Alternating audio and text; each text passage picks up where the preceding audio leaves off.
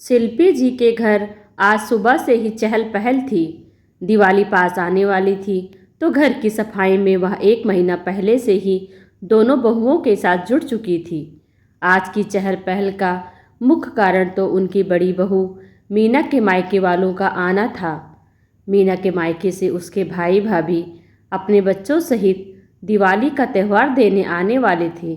मीना का एक ही बड़ा भाई था और उसके पिता का अच्छा खासा कारोबार था और भाई अपने पिता के साथ ही कारोबार में हाथ बटाता था। मीना अपने घर में इकलौती बेटी होने की वजह से लाडली बेटी थी और अपनी आर्थिक रूप से मजबूती की वजह से वह मीना को हर बार त्योहारों पर अच्छे तोहफे देते थे और साथ ही साथ हमेशा उसके ससुराल वालों के लिए भी कुछ न कुछ तो अच्छा जरूर लेकर आते थे। उनके आने पर शिल्पी जी के हाव भाव हर बार बदल जाते। यह बात शिल्पी जी की छोटी बहू मान्या से छुपी नहीं थी, जिसकी शादी को लगभग 3 साल होने वाले थे।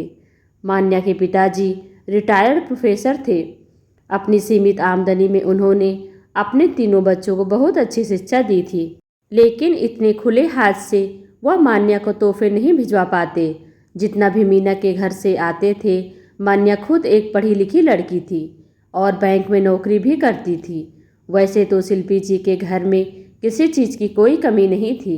उनके पति सरकारी नौकरी से रिटायर्ड थे और पेंशन पाते थे और उनके दोनों बेटे कमलेश और राजेश मल्टीनेशनल कंपनियों में अच्छे ओहदे पर नौकरी कर रहे थे। दोनों बहनों में भी अच्छा खासा प्यार था और शिल्पी जी वैसे तो दोनों बहुओं में कोई भेदभाव नहीं करती, लेकिन जब भी मीना के मायके वालों की बात आती तो हर बार मान्या के मायके वालों को नीचा दिखाने में कोई अवसर न छोड़ती।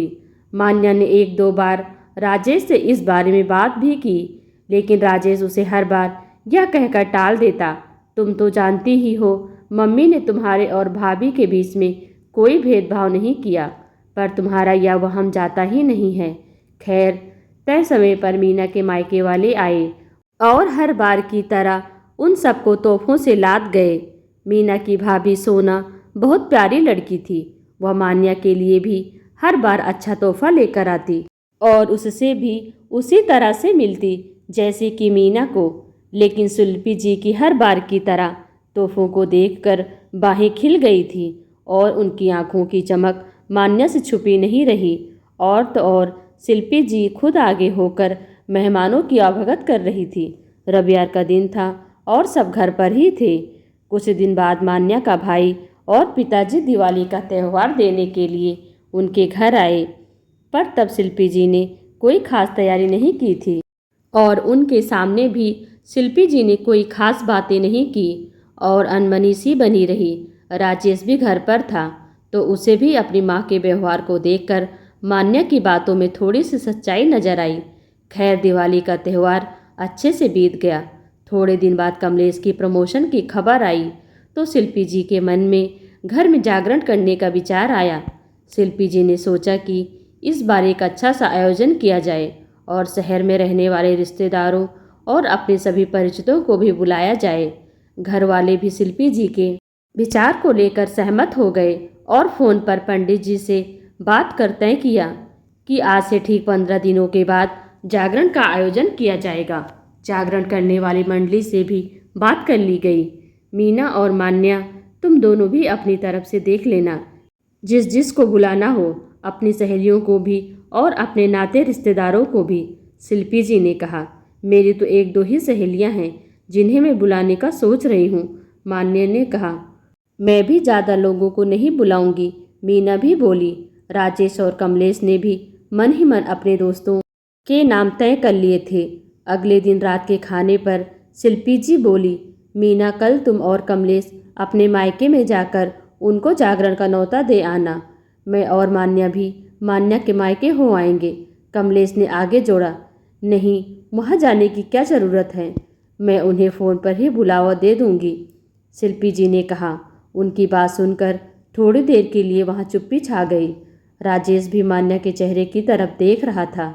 आज मान्या को बहुत बुरा लग रहा था। वह समझ नहीं पा रही थी कि उसके मायके वालों का ऐसा क्या दोष है कि उसकी सास उन्हें मान नहीं देती, यह सिर्फ इसलिए कि वह उनके लिए महंगे तोहफे नहीं ला पाते। यही बातें सोचकर उसका चेहरा गुस्से से लाल हो गया और आज पहली बार सारी मर्यादाएं तोड़ते हुए वह बोल उठी, मम्मी जी, क्यों मेरे मायके में जाकर बुलावा देने की ज़रूरत क्यों नहीं है? जिठानी जी के मायके वालों के सामने मेरे मायके वालों का अपमान क्यों हमेशा होता रहता है? मैं क्या समझती नहीं, लेकिन मैंने कभी भी आपसे कुछ नहीं कहा। मेरे पापा ने मुझे अच्छी शिक्षा और संस्कारों से बड़ा किया, और अगर आज वो मेरे लिए महंगे तोहफे नहीं ला सकते तो क्या इसकी वजह से वह अपमान के हकदार हैं? आप ही बताइए, मैं कहाँ गलत हूँ? मैं सिर्फ आपसे नहीं बल्कि आप सबसे पूछती हूँ, क्या मीना भाभी के मायके वालों को अगर बुलावा देने के लिए स्वयं जाने की ज़रूरत है तो मेरे मायके वालों के घर क्यों नहीं? आप हमेशा ऐसा क्यों करती हैं? मम्मी, रिश्तों में इतना फ़र्क क्यों? मम्मी जी, वहाँ बैठे किसी भी व्यक्ति के पास इस बात का कोई उत्तर नहीं था। शिल्पी जी की तो काटो खून नहीं था। वह तो समझ नहीं पा रही थी कि आज उनकी बहू ने सबके सामने उनकी सच्चाई कैसे लाकर रख दी। सासू माँ, आपने हम दोनों के साथ ऐसा क्यों किया? नहीं नहीं बहू, मेरा वह मतलब नहीं था।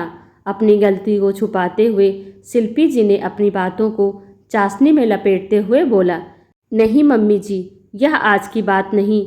मैं हर बार देखती आ रही हूँ, जब भी मेरे मायके वालों की बात आती है उन्हें मान नहीं मिलता बल्कि अपमान ही मिला है। लेकिन उन्होंने कभी भी मुझे कुछ नहीं कहा और ना ही मैंने आपको कभी कुछ कहा है। लेकिन आज मेरे से यह बर्दाश्त नहीं हुआ, इसलिए मैंने आपसे यह प्रश्न पूछा है। शिल्पी जी के पति भी आज बोल उठे, जो हमेशा कम ही बोलते थे। हाँ, बहू बिल्कुल ठीक कह रही है। तुम हमेशा घर में अपनी ही चलाती आई हो। मान्या के पिताजी कितने अच्छे और भले इंसान हैं, लेकिन तुमने उन्हें मान नहीं दिया, बल्कि मुझसे पूछा जाए तो उन्हें यहाँ पर अपमान ही मिला है। मैंने तुम्हें आगे भी 2-3 बार टोका है, लेकिन तुम नहीं मानी। तुमने तो कभी भी किसी की भी नहीं सुनी। अरे, दोनों बहुओं के घर वाले हमारे लिए बराबर हैं। बहू, तुम फिक्र मत करो, इस बार मैं स्वयं जाकर उन्हें बुलावा देकर आऊँगा और तुम्हारी पुरानी सारी बातों के लिए माफ़ी भी मांग लूँगा। हमारे घर में कभी भी किसी के साथ कोई भेदभाव नहीं हुआ था और आगे भी नहीं होगा। उनकी बात सुनकर शिल्पी जी की तो जैसे जुबान ही थम गई हो। उनसे तो कोई भी शब्द बोला नहीं जा रहा था।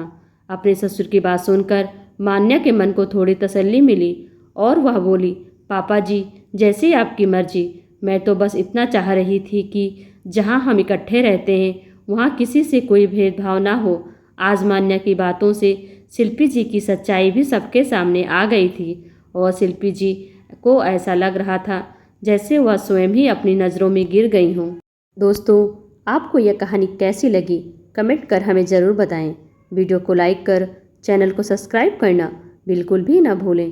Thanks for watching.